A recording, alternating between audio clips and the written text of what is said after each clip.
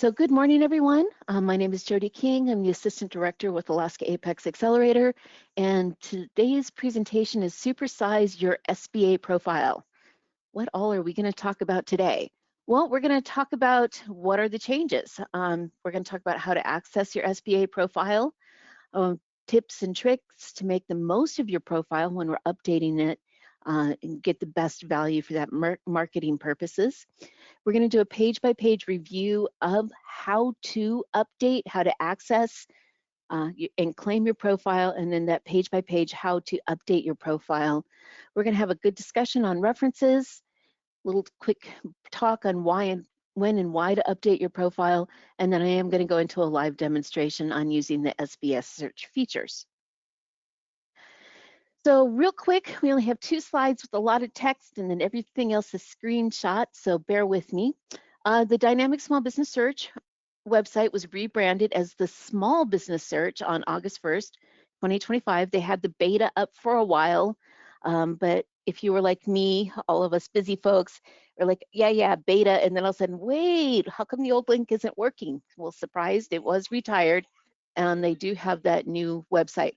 According to SBA notes, if you do use the old web link for the Dynamic Small Business Search, it is supposed to take you right to that website. The SBS is a database that helps contracting officers identify contractors for potential opportunities. So this tool is managed by the SBA, Small Business Administration, and is essentially a search engine for finding small businesses. So everyone that does a SAM profile, if SAM has determined you are a small business through the NAICS codes and your search metrics, well, based on your primary NAICS code, and then those size standard metrics that you've added information, if deemed a small business, then within 24 hours of creating your SAM profile, you will show up in the small business search. What doesn't show, and we'll see this as we go slide by slide, are some components that you do need to go in and add those. But it does take about 80% of the information for the profile from your SAM and rolls that over. And the search, again, kind of weeds out any of the other than small nonprofit organizations, other organizations. So again, that search is just for small businesses. The benefits of regularly updating your SBS profile is one, the Federal Procurement Officer's primary tool to conduct market research and confirm eligibility for SBA procurement preference programs or set-asides is the small business search profile. So any marketing training, any market research training that federal contracting officers, program managers, finance folks, any that they do is going to direct them to that previously DSBS, but to the SBS profile and how to search to do that market research, especially for looking for information on potential set-aside programs. So we want to be in there in that head count you want your profile to show. Next, it's a great tool to identify business enterprises by socioeconomic designation. A great tool by socioeconomic. So if you see a set-aside activity that you are either ineligible for or haven't received your certification yet, and you want to develop some sort of partner, maybe someone with the certification that could prime that, you could be the sub, then this is where you can start looking for those other businesses that could be that potential teaming partner. You can use it to generate client leads, and we'll talk a bit more about that when we do the demo. You can identify business enterprises by industry and other classifications, teaming arrangement leads, we kind of talked about that, custom searching and sorting by capabilities, and then of course for us as the business, it's that passive marketing for past performance. And people do look at that. So it's a critical piece that you do not enter in SAM. And I think it's one of the 3 major things that you do need to add to your SBS profile. I still want to throw that D in there. It's not been new enough, long enough yet to change my memory of that acronym. All right. Get over to our next slide. So it's a couple ways to access your profile. Well, as we can see, the SAM link still, it talks about the SBS profile. In fact, it still has the dynamic small business search. as of like a week ago. That hasn't been updated in SAM, but this information this is just more for information, and there's no longer a link. I don't know if any of you have been in this industry long enough doing SAM registrations that you remember there used to be a link, but no longer. So the SAM site is a no-go for accessing it. Next, they went to the SBA Connect website. You know, you'd go up and you'd do access and you'd request, but that's been removed as well. So now where we're going to go is directly to the small business search site itself. And here's the new website. Again, if anybody wants to grab that, and when you have the handouts, you can just click on the link from the PDF and it'll take you right to this site and you can bookmark it. So pretty simplistic. Front login, we have that quick search, or you can go right to the search filters and do an advanced search. But for right now, this is what we want to talk about. You're going to click sign in, and there's two options. You either sign in as a business owner or log in with max.gov for the federal employees. So we click that login as a business owner, and you can see we follow it through here. You enter an email address.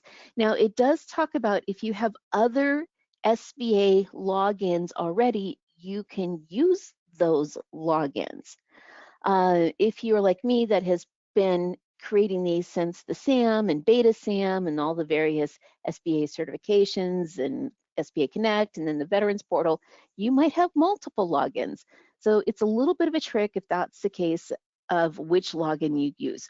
Or you can just start over, enter your email address like you would for your SAM profile, and then go through. So you enter your email, you check the terms, you hit next. If you've not done any of the things I've mentioned previously and you want to sign up brand new, maybe you're not the SAM entity administrator, you just want it for search information, you can go ahead and create your own login and that works. If you are in charge of updating your SAM profile and you're going to be the one that's in charge of entering and updating the SBA profile, then you should be the one to claim the business. Because once that business is claimed and tied to an email, no one else is going to be able to do that. And I'll show you a screenshot here in a second. So again, new signups, this is your process. For everyone else, determine which SBA pre-existing email you might want to use, or pick a new one, log in, click next. And then we're going to kind of come over here where it has you verify your password. You're going to get a verification email, and then here's what the email looks like from this OCTA. It'll give you that information. Click the link. And then the funny thing is it takes you to another website. Do you remember how I mentioned if you have other SBA accounts? I was even in the SBS profile last night, and so I entered my email, and every single time it winds up taking me to my SBA site because that's the older of the various ones that we've talked about. And it keeps bringing me in and logging me in back to either my SBA. Once it took me to the new SBA certifications, my SBA website, but mostly it takes me back here. Well, if that's the case, go ahead.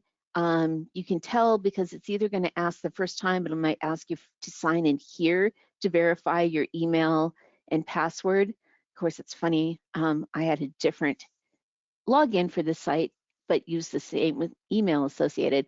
If that's the case, log in here. It's going to take you to the dashboard. Just get out of it, go back to this page, click sign in again, follow the same prompts where you enter your email address, and sure enough, what it's going to do is it's going to drop you into the SBA profile.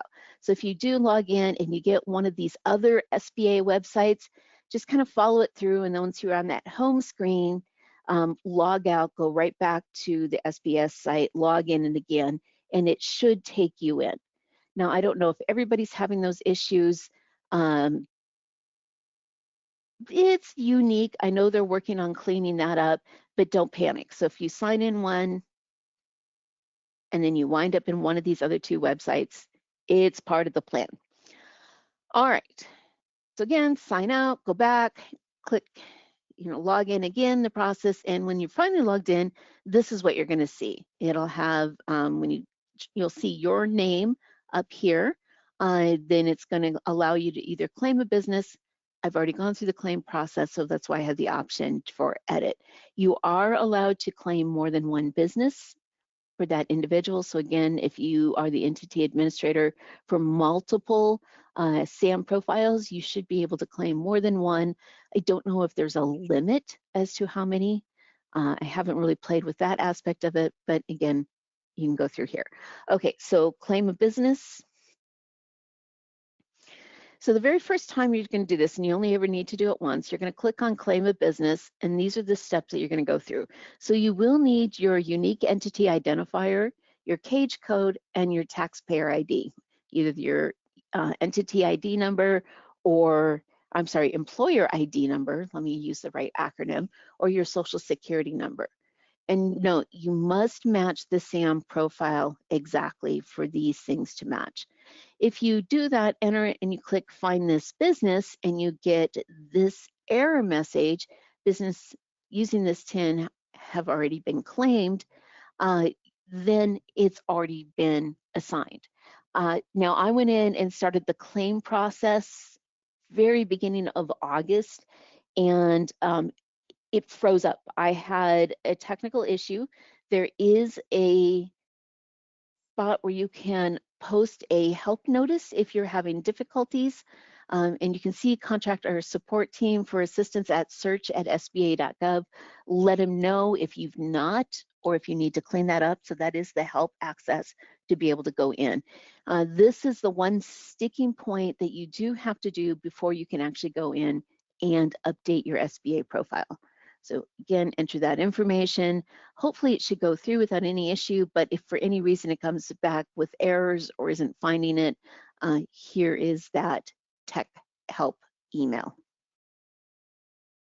All right, so once you land into your SBS profile, we can start doing the updates. So you're going to get this menu. The very first time you go through it, you can save changes and move through the screen. Once you've gone through it once, you have to change pages by actually clicking on these little titles to move it forward. So we're going to kind of start here, and the first page is participation. So I've got it a little chopped up just because it's one of the longer pages, but I just want to call your attention to a few things. So if during SAM.gov registration you opted out of appearing in the search results, then you may not show up in the SBS profile. So if you have hidden your profile in SAM from the public search, that can impact whether it shows up here as well. Now, if you opt out of the SAM public search, contracting officers can still see your profile by logging into SAM.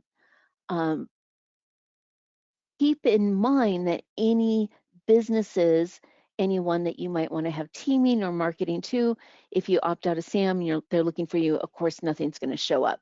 And that information rolls over to the SBS profile. The nice thing that they've done is you can edit what you want. So if you don't want your phone number, your email address, or your physical address to show up, or fax number, so these 4 items. So even if you do have yourself publicly displayed in SAM, but maybe you have a residential location and you don't want to publish that, you can then hide one of these. Now, I just know I have everything hidden because, as I've said here, I've hidden both my SAM profile and my SBS profile because I only use this for training purposes.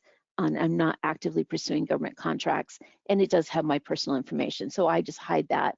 But again, I'm not using it to market. So it's something to think about, and we'll talk more on the next screen. So next, you get to determine what you're going to share, and then you're going to certify submitting this form. You certify for these 6 items, and you go ahead and save changes. Once you click the Save Changes, you get this lovely little green box that pops up that says Contact Information Updated Successfully. Kind of nice. So we're finished with this page. We're going to go ahead and click over to the Overview Information page. So before that, though, this is why I just kind of wanted to talk about. It is kind of interesting because some of these slides I had done about 2 weeks ago, and then I went and updated them last night. So there's been quite a few changes if you've not been in the SBS profile in the last week. They have added some new things. So being able to hide your address is one of the new things that they've added. But if you're thinking about to share or not to share that information, so why hide your contact information when that goal is to be contacted for contracting opportunities? So think about that of what you might want to hide. So again, if you don't want that residential address, that makes sense, but leave your phone number and email.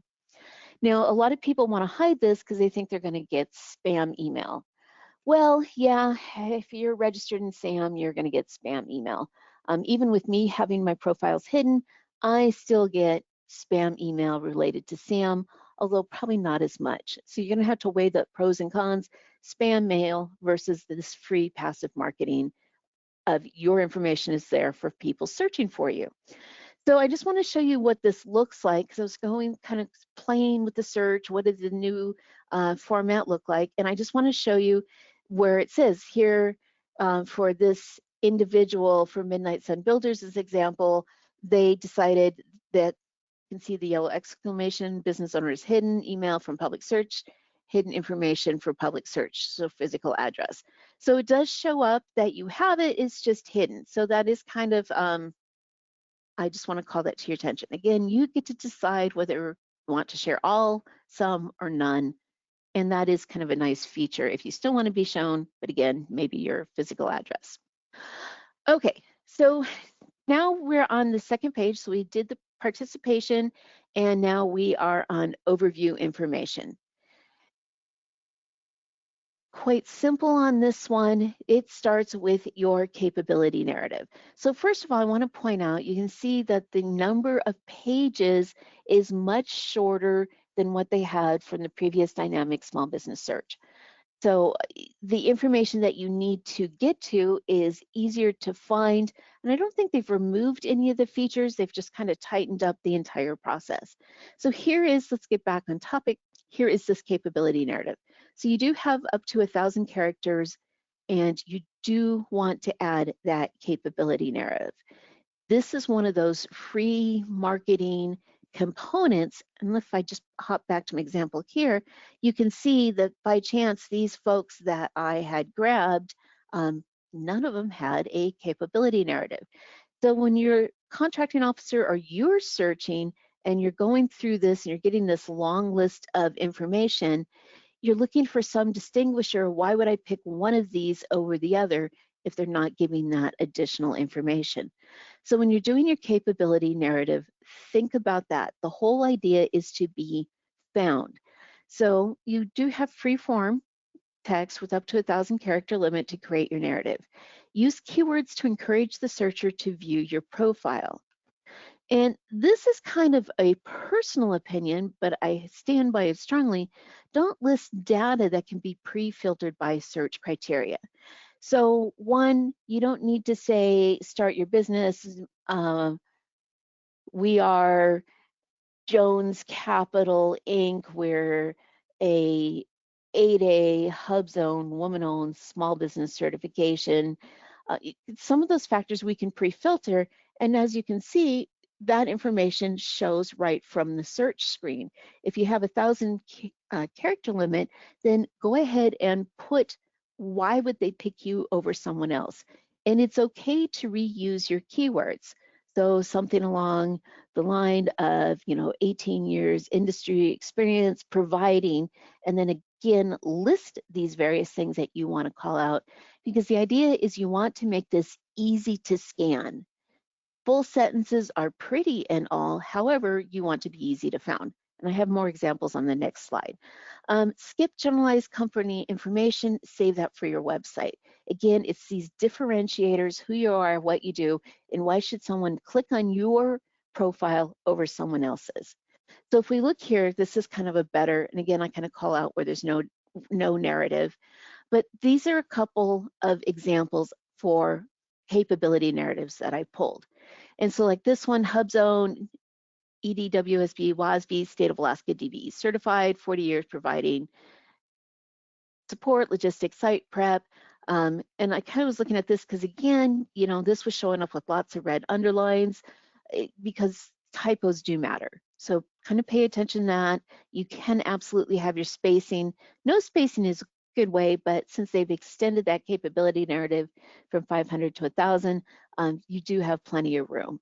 So again, I would say almost start with the 40 years history or 40 years experience, providing, and then list this out: expertise in rural operations, goods and services for, and so they have some past performance information. Here's another one: delivering advanced technical services and information technology, electronic security, program analysis support. So this one's pretty good. I can scan through it. Even if I'm just hopping words, I see IT, I see IO, quick, easy scan as I'm rolling down that list. Here's another one. And I did, in this list, I was searching for janitorial companies, and it was kind of funny. All three of these were examples that I had pulled from my list while just using that keyword search for one, Alaska, and two, I used the NAICS code for janitorial. And out of all of my search through, I only had one company that actually had the word janitorial in it. So it's kind of something to think about, because we can go in and, like the dynamic small business search, we can search by keywords, NAICS codes, any of these other factors in here that we can pick and choose and pre-filter. So if we are wanting to be found by that, maybe we want to list them in here so we can roll it through. Because sometimes everybody likes to throw, that whole jack of all trades, experts in none, and throw hundreds of NAICS codes into their SAM profile, and really they start to muddy the waters with what they're doing. All right, so I have one question here from Lori. Let me pull this up a little. There we go. For an ANC that has one login email for my SBA to access its parent and subsidiary, should that same email login for SBS? Yeah, give that a shot, because it's going to tie back to, and again, that's using an existing email from some other SBA website is part of that validation process. So yeah, if you have that, Lori, if you're not the EA, but you're taking that over, then go ahead and start with your email. It's kind of 50 of one, half a dozen of the other, which you use. Mostly I just wanted to bring it up that if you do use the email from an existing SAM site, like it mentions on the SBS page, just be prepared if you suddenly find yourself in that website and not actually in the SBS profile. Go figure. Hopefully that helps. Okay, perfect. Thanks, Lori. I appreciate the question. All right, so back to this. So again, this is, the world according to Jody, but if I am searching, especially using search terms, NAICS codes, and I am looking for a specific action, I want to be able to find it in those narratives to help me weed out. Now, obviously, think of it from a contracting officer's perspective, maybe they're going to send a bid out to just a short list. It has a short turnaround. They're looking for 5 businesses. The first things that are going to be filtered out are the folks with no narrative. The next one are the folks that really don't even relate to what I've searched for, but they've pulled up in search because they've added those keywords or those NAICS codes. So with that in mind, take the best advantage to use your capabilities narrative so it really supports and you're easy to find. The goal is to get them to, from that capability narrative, click on your individual profile, and from there it's going to have your contact information, your website, and then they can go to that website or pick up the phone. So keep that in mind. You don't necessarily have to get everything in the sun listed in your capability narrative, but get the things that are going to help people make up their mind that, yep, I should click on this link and look at this individual profile. All right. All right, so the next section under the same section, overview information, it starts with the top of the page is the capabilities narrative, and then the very next section, and this was new, I updated this screenshot last night, is now, instead of, you can add your capability statement. And previously, and I swear it was not even a week ago, all you could do was add the capability statement link, where you had to just put a URL, and that was your only option. Well, now you can actually drag and drop files, or click browse file and upload a PDF of your capability narrative. So that was pretty exciting. I was surprised to see that when I found that last night. So I was glad I went in for a last minute update, or I wouldn't have even been aware of it. But this is fantastic. So if you have multiple, yes, look at that, Christy. Yay, the answer, they answered a request to load PDFs. Yeah, because everywhere SBA is like, you can now upload your capability statement, but what they're saying is you could give a website link. I guess that's one of the benefits of this new process. So this is pretty new. So again, you can do it one of two ways. You can upload a capability statement website link, that URL. And in fact, here, let me start over so I can be coherent. If you've taken the time and you have multiple capability statements, you have a generalized company information, and then maybe you have 2 or 3 very specific to a very specific line of industry that you do, I would say upload your general capability statement, because again, there's a file size, and this is going to be per, so for those of you that have multiple companies, you're not going to upload every one, you're just going to upload for your specific company that you are, for the profile which you are updating. I don't know if you can add more than one file. Again, I just found this last night, but what I would do is I would still put the website where they can go to see all of the open files, enter that full URL. If your current website doesn't have a document hosting process where you could put a link on your website or to see, you know, the directory or see the range of capability statements for your company, you might have something on your website, click here. You can always use some sort of Google Drive and upload, make sure again they're locked PDFs, upload all of those PDFs into a Google Drive, use that IRL, or IRL in real life, URL, and list that here. You can also use that URL on your website. So again, if your website can't host documents, use some sort of Google Drive or some other free drive like that. Make sure it's open for public view. Look at your permissions for those specific, for that particular file. You can put that link here. Again, you get to drag and drop, which is so much easier than other features. Again, I don't know if anybody has that experience. Feel free to email, let me know if it lets you drop more than one. But with this file size max, I don't know. I don't have an answer on that one yet. All right.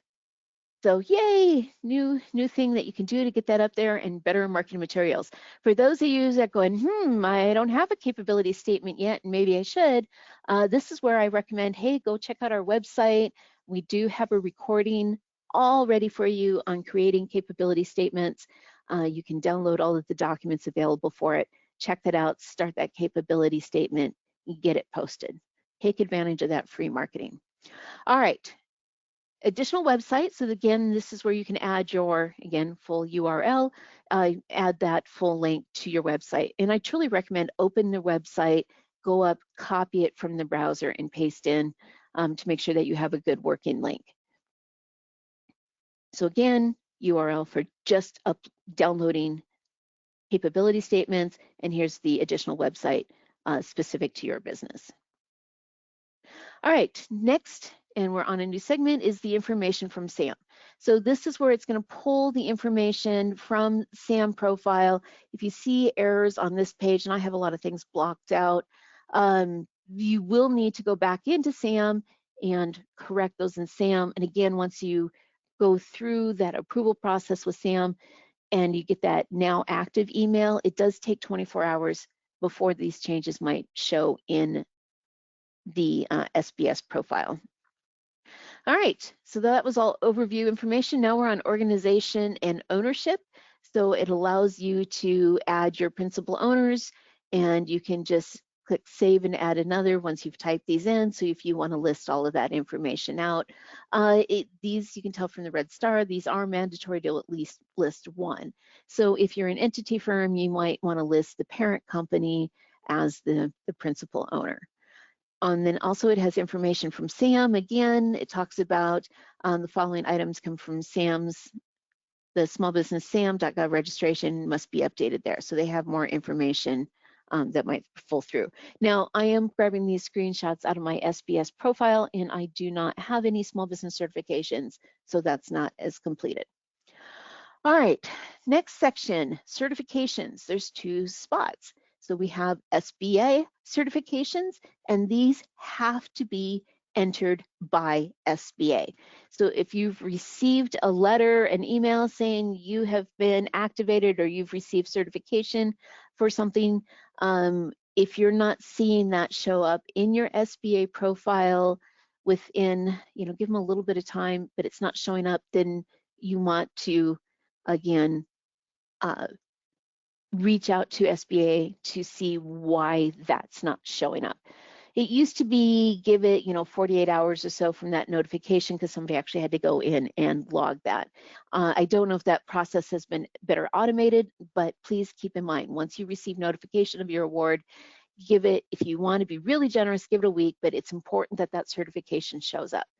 If you get your notice of certification award and you are bidding on a set aside, but it's not yet an SBA, then you might want to attach that letter or note in a cover letter, however you do your proposal packet, that you have received that certification as such and such date. It is still pending to be shown in SBA certifications. All right, so that's SBA certifications. Now we have these non-federal government, and these are industry specific. So you can go ahead, you type a certification name here. It used to be in the old profile, the old DSBS, you only had like 20 characters. I haven't played with this to try to get a character count yet, but you can save and add here. These are going to be distinguishing industry specifics. Now, if you are an accounting firm and you are a certified CPA, I would hope so. If that's what you're advertising yourself as a CPA, maybe you can add that here or not. That's your business. But let's say in construction, say you have asbestos removal certification, lead paint removal certification. Absolutely, that's something unique your business has gone through, and I absolutely would take the time to list that here. So up to you. I don't think you need to list anything that it's expected to have in order to be licensed to run that business. So if you're a general contractor, I don't think you would need to, you have a general contractor license. But again, if you have industry specific certifications, absolutely add that in here. If you're an IT company and you have staff that have those Microsoft, those specialized Microsoft certifications, list that in here. You don't know who's looking for that, and that becomes a differentiator. Add that information. All right. Click back over here. So, okay. So the next page then is NAICS codes. So everything here, this is a very brief, it's going to list all of your NAICS codes from SAM. If you want to add NAICS codes, you do have to go back to SAM, you can see it here, and add it there. Again, wait for a process, update, and then within 24 hours, those should show here. The nice thing is it's going to show whether you're small for each one of those NAICS codes listed, and it highlights your primary. Okay, next section, service information. So this is where we are going to put in our keywords. So again, I think they have this input almost in the order of priority, your capability narrative, your keywords, and this serves a couple of different purposes. So one, keywords are going to help explain why you use certain NAICS codes, because some industry NAICS codes are so broad and general, you would be like, why did they pick that? So those keywords have that value and they show up under your NAICS code listing, and it helps that differentiator. So one, if somebody's looking at your profile, it helps kind of get a better picture of your company as we're reading through all of the keywords, but more importantly, it makes it easier to find.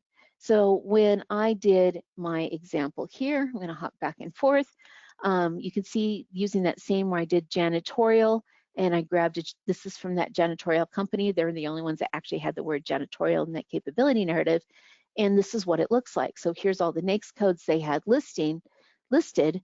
And then here's the different keywords that I could have used for looking for searching. Now, obviously government contracts isn't necessarily a great search term, but it kind of is great for tying this all together in the end direction for the company. So even if you think, oh, it's not a great search word to be found, who's going to use that?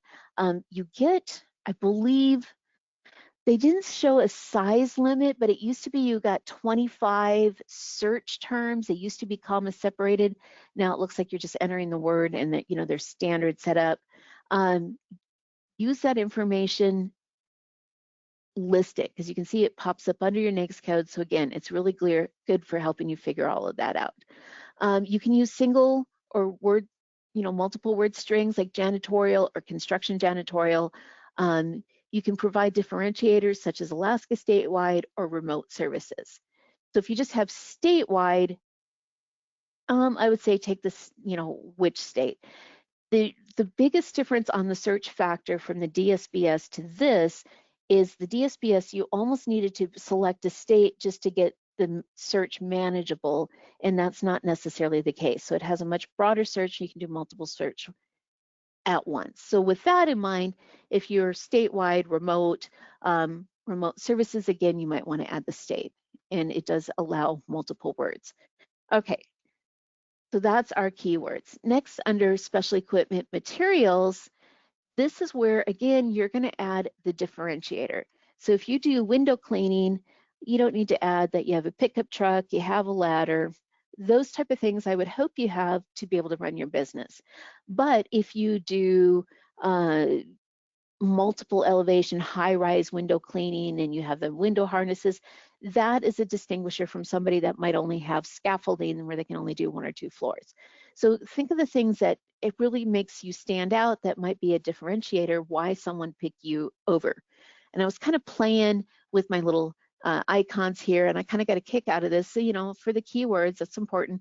But again, those unique characteristics of special equipment.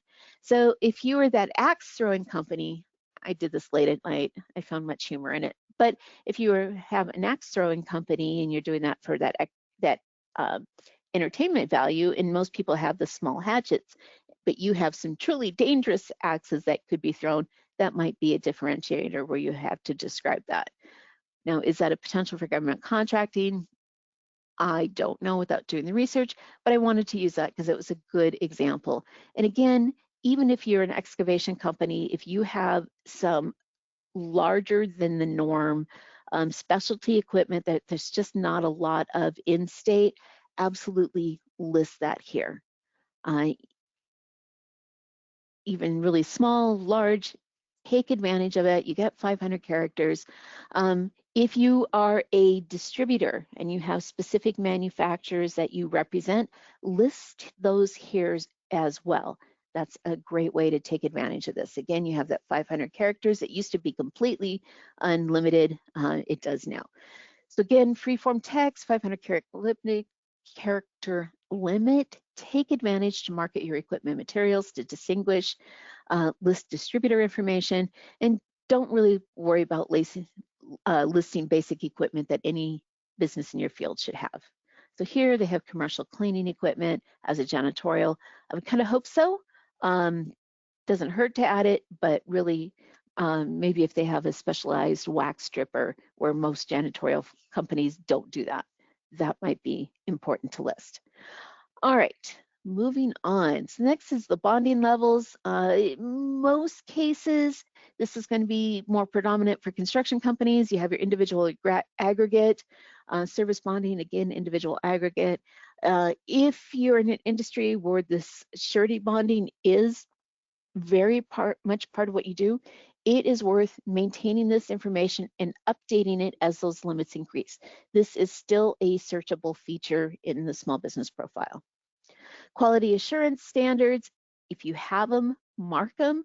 If you're looking at vendor opportunities with really large manufacturers like Boeing, Northrop Grumman, some of these are mandatory to be a provider, to be a supplier for that, having the ISO 9000, for example. So if you're doing in manufacturing, if you've taken the time and the expense to obtain these certifications, and of course they have to make sense for your industry, then absolutely market that, check it, and it is also searchable. Next, exporter information, and I've kind of got this broken down into just a couple of slides. Your first box is no, yes, maybe. So no, if that's it, click Save Changes. Your little green box says Updated, and on you go. If you select yes or maybe, you kind of get the same information. It's going to ask you to pick the business activity, manufacturer, distributor, broker, retailer, service consultant, financing, other, and then it's going to desired business relationships. and then it's going to ask you to select countries. And obviously I didn't try to grab the entire list, but if you do say yes or maybe, there's more information required. If you say nope, you're done with the page. All right, now we're on to performance history. And we're doing good on time. All right, so performance history, and this is something I kind of have a lot to say in, my world, according to Jody, who has an opinion on so many things. The references are used as past performance. Now, when you are responding to a solicitation, there's language in there. Maybe the contracting officer is asking you to use a particular questionnaire and a particular process to provide that, or there's just kind of general language where past performance is an evaluation factor, and how you get it to her is kind of up to you. But it usually is, there's language that says the agency can go outside of the solicitation activity to look at past performance. And this is one of the areas along with your CPARs. So if it can be used to help determine past performance, we want to list that past performance.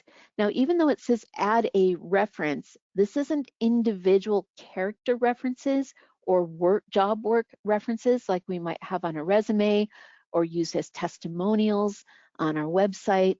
These are going to be completed projects used as a reference. So keep that in mind. So it starts off with just this page here. You're going to click add a reference, and this is the new format that pops up.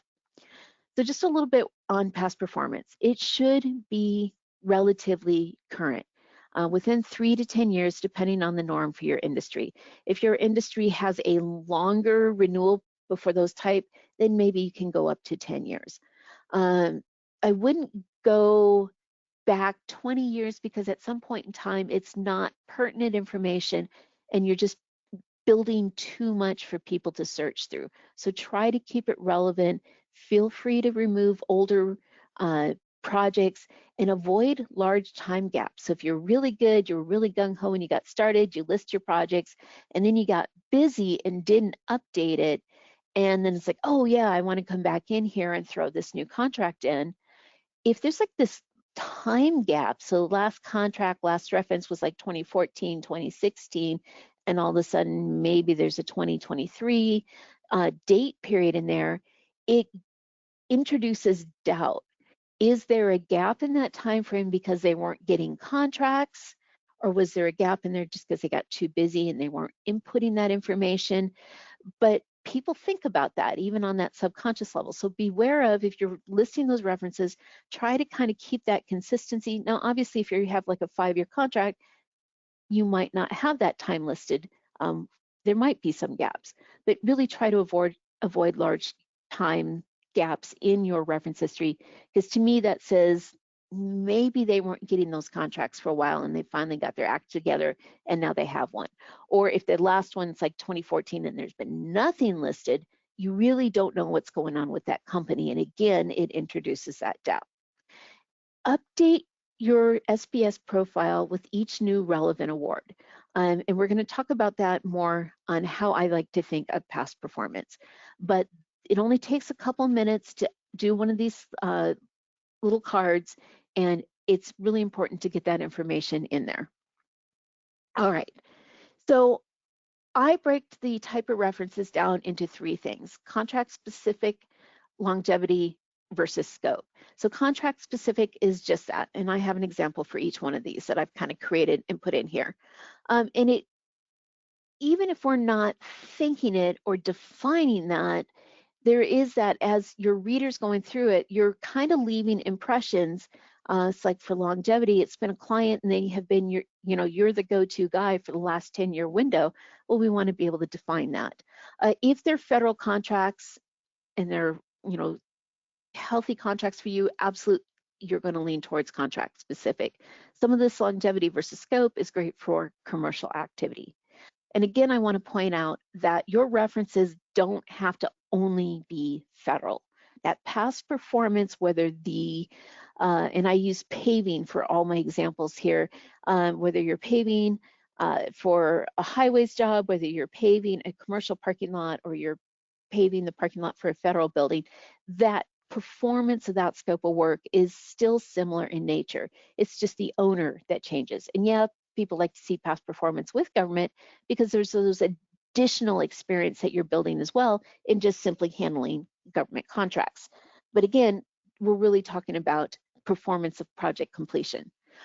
All right, so here's the field's name. If agency or state, make sure that you're listing in here. We do have 90 character limit. I'll talk more on the next slide.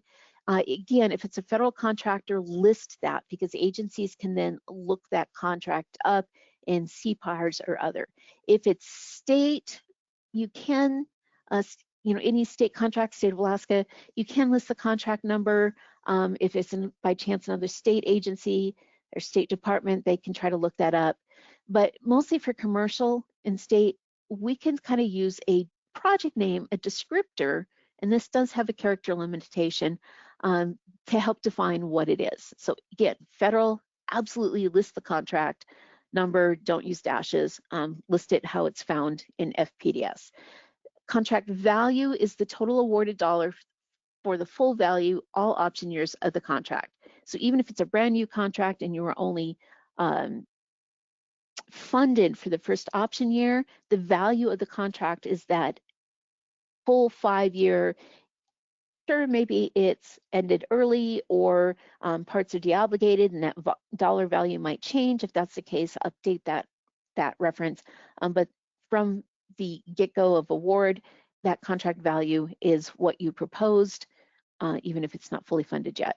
Your contact name, again, always get permission to list the name and phone number. For federal, you can either use the COR or the contracting officer. Keep in mind for that, if you have a direct number for those individuals, absolutely. And for the contact, it's good to have a name and a title. So kind of lets you know, or even if you list a name, maybe you can, have that they were the contractor, the COTAR for that contract. And then of course your from and to dates. So from is going to be the date executed for a contract, and the to is going to be that contract end date or completion date. Or if for ongoing, this field can be left blank. You can see it's not a mandatory. The only mandatory is the name, the contract value, and the from. So that's your start date.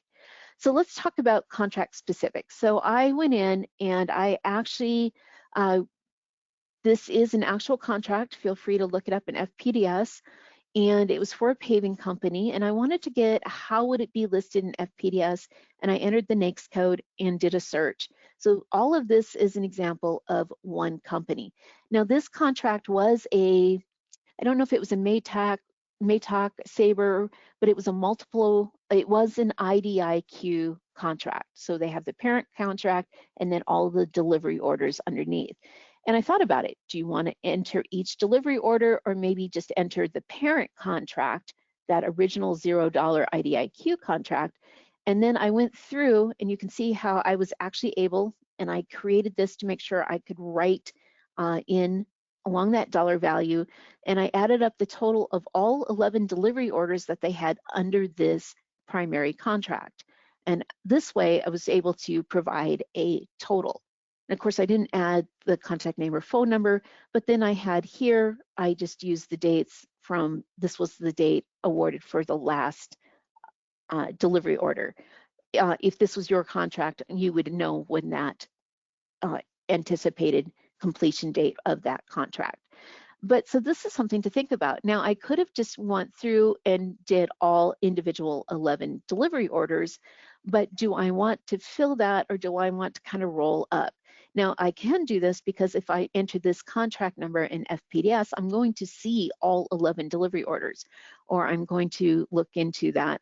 One thing I can't tell you off the top of my head, and if somebody knows this, feel free to fill that in the QA box. Are CPARs tied to the parent contract on an IDIQ, or are they going to be tied to the delivery orders themselves? By chance, does anyone know that experience? It's one thing I didn't really think to ask prior to, but that might be a deciding factor of how we list that. Christy, it depends. Christy has the best legal and government contracting answer. So keep in mind, it depends, because I think we're going to start to get dollar sizes.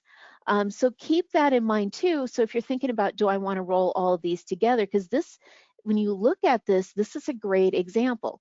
Now for the name, we do have Department of Air Force. And again, you have this 90 character limit, and that I really tried to count out. So I might be plus or minus 5 characters.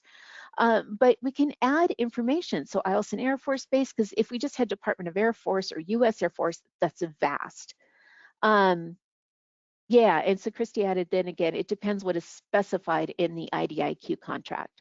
So keep that in mind too, because you want this to be searchable because it's a federal contract.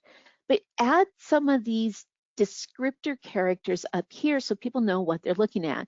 If I just had Department of Air Force, could it be Eielson? Could it be, you know, is it in the state of Alaska? Is it elsewhere? But having this IDIQ kind of also helps explain why, you know, which contract number I had and why I have a total that, you know, funded total for 11 delivery orders. But this gives a great example of contract specific. For contact information, it's really challenging in our government environment right now.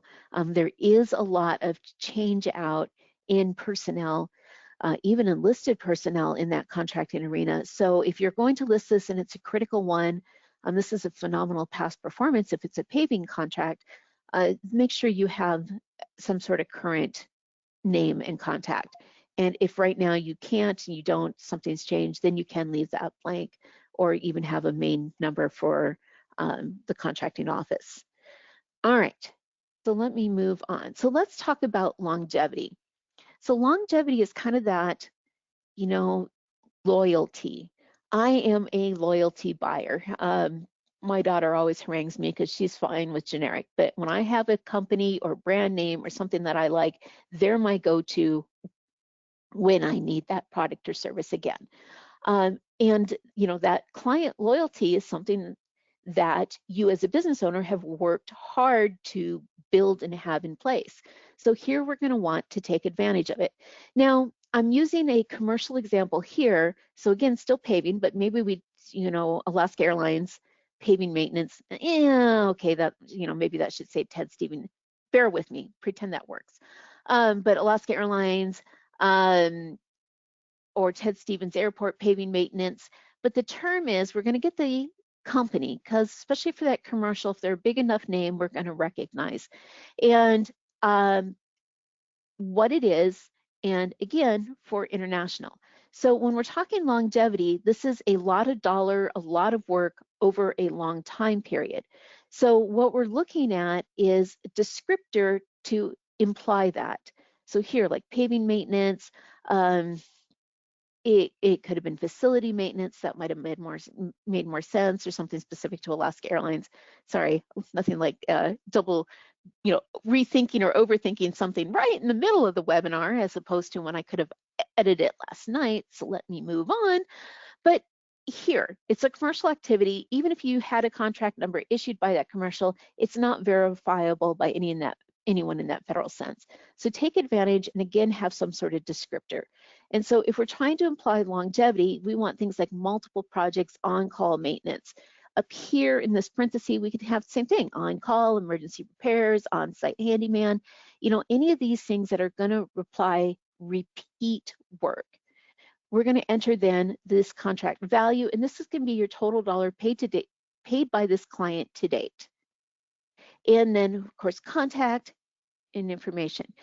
What changes here is from date is when did you start working with this client. So if they've been you know, a constant client, they're one of your good clients, you've been working for them for a long time, reflect that. You're going to have a start date. You are going to leave this open. If you're still working with this client, then that's not a ended relationship. If the company's closed, or maybe they sold and moved on, great, then you could add that. But you want to leave this open-ended. The idea is whenever they need this work, this entity is calling you for these described services. Same thing, always with contact information, always get permission. The last thing you need is for someone to actually call in one of your references and go, what, who? you know, you're busy, you're thinking, you pick of something else, you pick up the phone, you answer, and sometimes it just takes a moment to bring that around. Again, we don't want to add confusion or uncertainty if they're asking about you. So it's always good to ask if they can be listed as a contact should it be needed. Okay, so longevity. Again, we're contract specific. Longevity, again, we're going to have our descriptor, our company name, that descriptor of services, because 90 characters is a lot. Again, we're going to want some sort of word, all ongoing, multiple on call, dollar value, open-ended dates. All right, so now we're going to talk scope. So scope is just a shorter time period, larger dollar amount, because this implies that you have a business capacity that with a larger staff, you're ready to tackle larger jobs, because again, higher dollar amount, short turnaround. It takes more crew to do that same level of work, you know, whether it's spread over 9 months versus 1 month. So that we're kind of again doing by you're inferring based on the information that we're putting in here. So the big difference then, again, the agency, yeah, because Alaska Airlines pays for all the airport parking. That's so funny. But again, we have a descriptor. Maybe it was one really unique remote location. You had a very short turnaround, so we had to demo all the old paving and who knows, earthquake damage maybe. And so demo and new pavement, and we had a dollar amount, but we had a very short window of time to do that. Just as an examples, think of that as well, because these large projects, and take advantage to give a little more information other than just the name, because that gives us that detail to start to say, oh, okay, we can really move this. Now, great, again, this works well for commercial activity. This is the best way to use that commercial activity, either longevity or scope. If you have one unique project instead of longevity, and you might want to call it out as a scope project, you know, it was one of those really fantastic opportunities, short turnaround, large dollar, great. Then maybe you can pull that out of your ongoing and define that one project. But again, if it is a federal project, it is important to get that contract number in there so it can be pulled up by any federal contracting officer. Questions on that, guys? All right. So here, I'm just going to show you for what the certifications look like. So this is what they were under the DSBS format, where it had it by title. We had our case number, our entrance date, exit date. So that same information was pulled into SAM. Just as a quick side note, if you receive a new SBA certification and you receive that letter/email, and it does mention going in and updating SAM, you're not necessarily, thanks Mel, I'm glad you joined me today. You're not necessarily having to update your SAM. Okay, let me start over. You received a new certification. That notification tells you to go in and update SAM. What it's trying to do is refresh that data, because yeah, once you update SAM, it automatically feeds into the SBS profile, but anything added to the SBS profile doesn't automatically feed back into SAM. So that's why it tells you to go in, just run through, save every page, resubmit. You don't even have to make any changes. And it refreshes this business information, this socioeconomic types in SAM. The contracting officers still need to go into the SBS for specific dates and limits, but I just wanted to bring that up. So this is what it did look like. Here's what it looks like now. So it is a little cleaner. So here's someone that just had enough for me to grab a sample. So we can still see 8A certified. We have that nice green box, a real quick visual check for the contracting officer, anybody that's looking. We have the entrance date, exit date, and the office assigned to it. Again, HubZone, you can see interest date and award date. So those that do have an end date, like the 8A, so that information is listed. And you can see, again, that a little bit more information is now being posted in SAM than it had been a few years ago when SAM started. So it is showing SBA economically certified here. This is an older screenshot, so some of it did. So again, this is why if you want it to show in SAM and you get that certification, why you have to just quick do a run through, update your SAM, get it so that those two software systems can talk to each other. All right, questions anyone on this? Okay, so a real quick discussion of when and why. So when to update your SBS profile, at a minimum, update it yearly, and truly at a minimum. It does show an updated date, and you want that information to be current. This should be a live document, think of it that way, a live document as you're getting those contract awards. If you have expanded your business, you have new keywords, keep that current, keep that updated.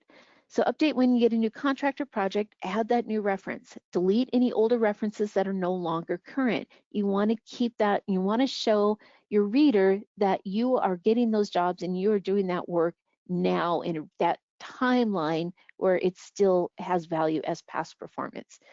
Update your capability statement, replace the old document. Thought of new additional keywords that make it easier to find, great, go in and add those. A new point of contact for an existing reference, make sure you're changing that out. And why update? Well, again, free marketing website. Make sure your company is easy to find, the value of those keywords. Federal employees, both contracting staff, project staff, again, they're taught to use this website for their market research. Means you want to be found and you want your information out there. If you've gone through that horrible headache of getting your SAM profile updated, validated and updated, then take a couple of minutes to get that SBS profile updated. This could be a first access point to be discovered. Make sure that there's a clear trail back to you, website, current contact information. So as that information is pulled over, make sure that's who you really want. Questions on this? Nope. All right.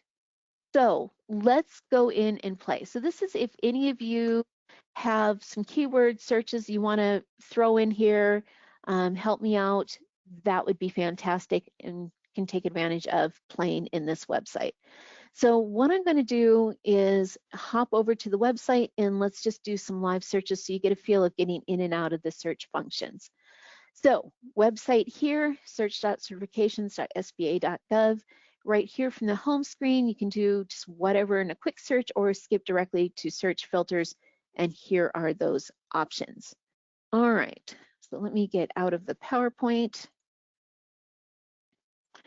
and right to the site itself. Let me make sure you guys can see everything. All right, so here's the website. Again, the sign-in process, I'm not even going to show you guys what I go through to get back to here.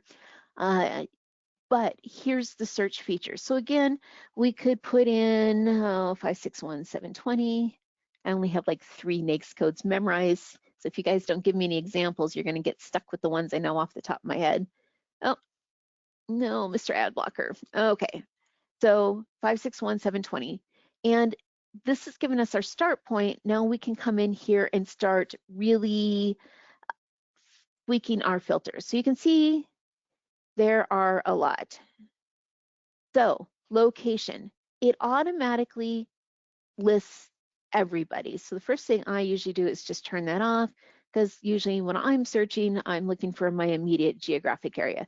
So it is nice that you can pick multiple, click turn it off. But if you really want to look, you know, how many companies are certified for something on a national level, here you go. But like the first thing I like to do is to type numbers, letters to start searching. So you can do, and this is a little different because previously in the old search screen, you could it had boxes you could fill in. Well, here they're having you decide how you want to break that down. So if I'm doing Alaska, great, that's statewide. If I want to county or zip code, So if I want to, and I haven't played with it to see if it can do partial like you used to, say 995 here for state of Alaska is pretty much going to get us everything in the roadway, Anchorage, Kenai Peninsula, Matsu Borough, up Talkeetna, everything that is within a driving will usually start 995. And you can see now that I've started putting in, it's going to check. We can come down here to this metropolitan statistic. I can pick Anchorage or Fairbanks, or we can even close that back here, location, congressional district area, select a state, and you can use this. The counties, if you're looking for a specific county, say you're wanting to put together a marketing blast for your business and you're trying to reach out, this could be a really handy way to distinguish down, or again, you can do it by. So there's multiple different ways. Really, it's about being comfortable to go in here and click and see what you can find out. All right, so let's just say Alaska wide. And maybe again, I saw a set aside and I'm looking for, so let's just grab HubZone as an example. And now that I'm getting a couple filters, you can see the software behind is going to start loading. I have a search NAICS code here, but we can add additional. So we can tell it only search prime. If we add, let me see. Let's do like window installation, window cleaning. Get all the way down here, services. Okay, so still 561720. Here we go, 561790. That's a good one to throw in here. So 561790. See, this is why I asked you guys to give me examples. We can add it, and now it's going to come back, and we can say, do we want to do this as an and or? So I have 561790, and I'm going to add 561720 because apparently it's ignoring what I put up top. Okay, so now we can see on our drop down here, I had to exit it and come back.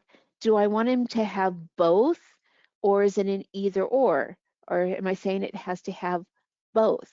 So if you are looking to really kind of narrow something down, you can come in here and do this either or and. So this search feature is the same, it's just how to choose it is a little differently. So I'm just going to remove that one. We're just going to say we just want the janitorial services. Okay, so that right now we don't have any HubZone certified janitorial companies in Anchorage, which seems really odd. So let's say if I'm getting 0 results, I'm like, let me just not use that. Let me just try keywords. Janitorial, housekeeping, custodial, there's a lot. So we could say, or we can use any of these words. Custodial, good word for military, janitorial. So we can kind of say, well, okay, see, I'm still not finding anything. So what if I just say,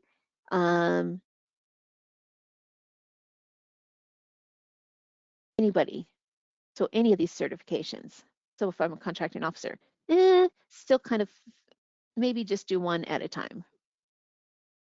When we're not having luck, we can go through. Wow. Let's do this. There we go. So it didn't like this and here. So yeah, still play, feel free to break it and just get in here. So now again, we're getting much better work. So let me come back here, try HubZone now. There we go. So we have 2 companies in the state of Alaska that have these keywords and HubZone. So this is a good food for thought. If you had just done your SAM registration, you hadn't gone in and added keywords and you had your HubZone, because I searched by keywords and didn't take the time to look at the NAICS code, you're not going to be in this list. So another good reason to make sure that you are listing those keywords as well. And of course, we can see address. We have business type, self-certified. We can come in through here. These are other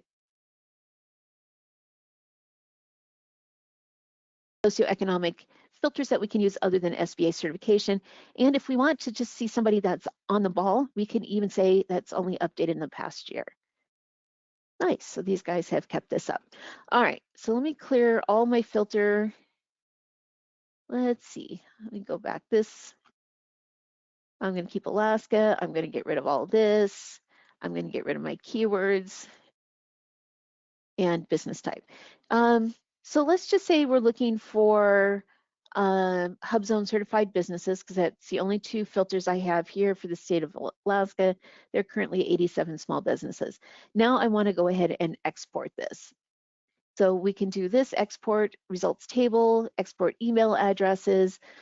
Say we're trying to create a mailing list, same features with DSBS, where now you have this and you can go out and maybe say the HubZone chamber is trying to go ahead and say, hey, we're doing a new event.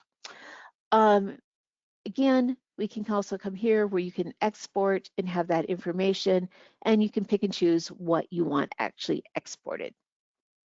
Business name is the minimum requirement. So you can go through and grab all of these different information. You can also edit your table as to what columns you want displayed.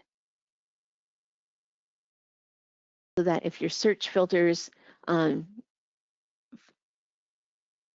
however, so what's missing? Phone numbers. So maybe we could add that in here to show on our table, because I also want phone numbers.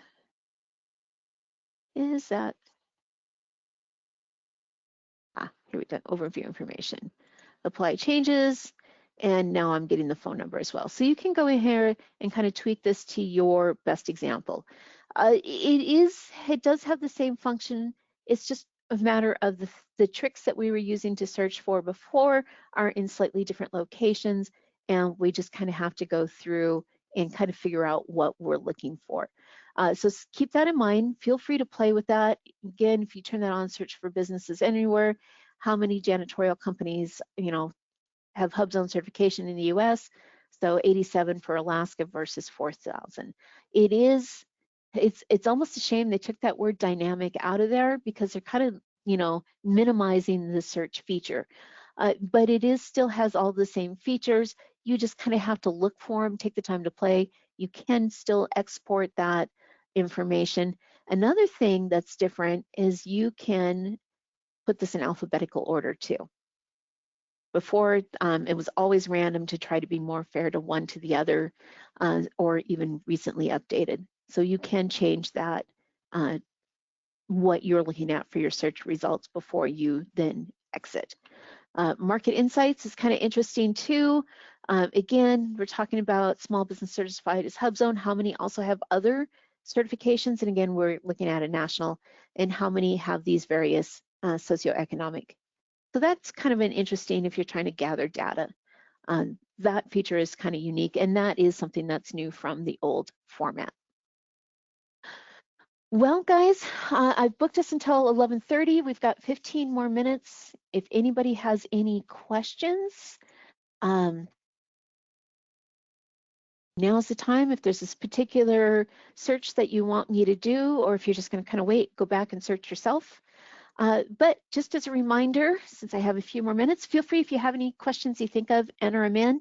And while I'm giving you an opportunity to do that, I'm just going to kind of remind you, our Alaska Apex, if you're not familiar with us, here's what we do. And just as that reminder, we are one of 96 across the US, Puerto Rico, and Guam. So if you're expanding your business into different geographic areas, click on either the NAPEX website or the DoD's apexaccelerator.us. Both of those right on that homepage. You can enter state or zip code, and you can find the Apex for that area in which you are expanding into. Feel free to sign up with multiple, even if it's just for training events. Keep in mind that the Apex, if you are doing business in that area, they're supposed to help you for that place of performance. So take advantage of that, especially for other training opportunities, any sort of networking events that's more localized. Take advantage, use those, find out those other programs. If you have any questions, here's how to contact us.